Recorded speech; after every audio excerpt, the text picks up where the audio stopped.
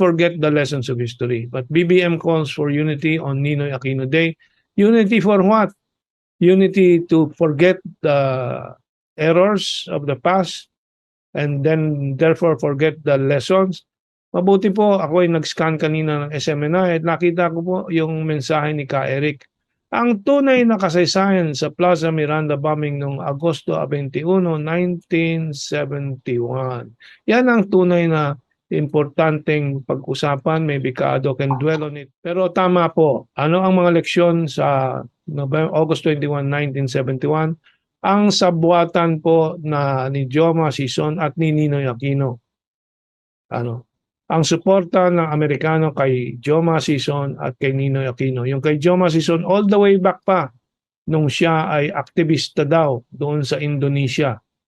Na umabot po doon sa coup laban kay Sukarno, the nationalist founder of modern Indonesia, at pinalitan po ni Suharto yung massacre ng 1 million Indonesian Chinese na gusto nilang makita ang mangyari dito sa Pilipinas by raising all these racist issues nila Tariela.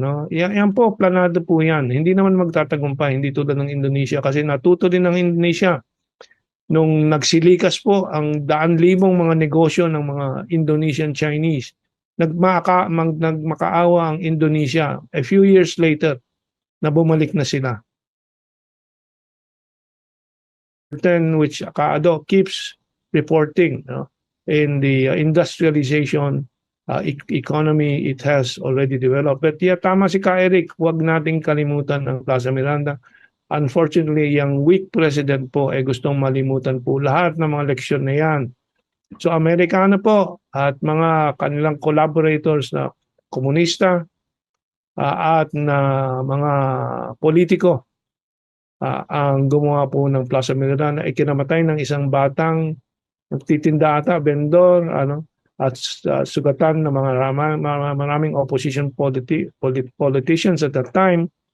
Sila Eddie Elarde, of course, is one of the worthy politicians then na hindi corrupt po, pero all the rest, halos lahat corrupt. Maybe Salonga we can also praise because he has taken a brave policy stand on many things including anti-base stand.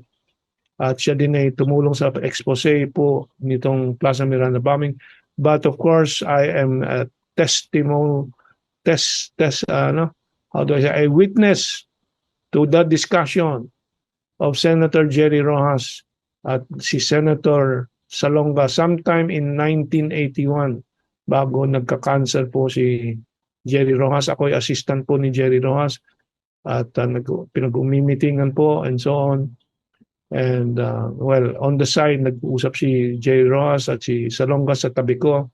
Brad, sabi ni Salonga kay Jerry Rojas, Brad natin ang gumawa ng Plaza Miranda. Sabi ni Jerry Rojas, o nga Brad So, as far back as 1981, they also concluded, am I correct in my years?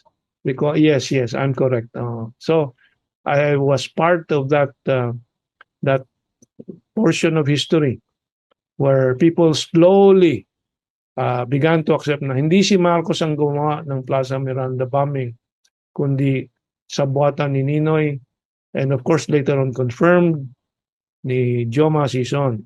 Bakit ko na I have personal, I don't know if Kaado or Kadyoso has personal information, but I was told by sino ba yung nasa Amerika na aktivista? Froilan Ortigas. You know him, di ba? Froilan Ortigas. Froilan Ortigas. Oo, siya mismo kasi kasama niya sila Danny Cordero at mga narinig nila sa loob ng Partido Komunista na si Joma ang nag-utos noon at si Danny Cordero na pinatay naman ng Politburo po nila Joma Sison para pagtakpan po yung utos niya. So we know history. We do not forget history. But what the Americans want, which this BBM is following, is for us to forget the lessons of history.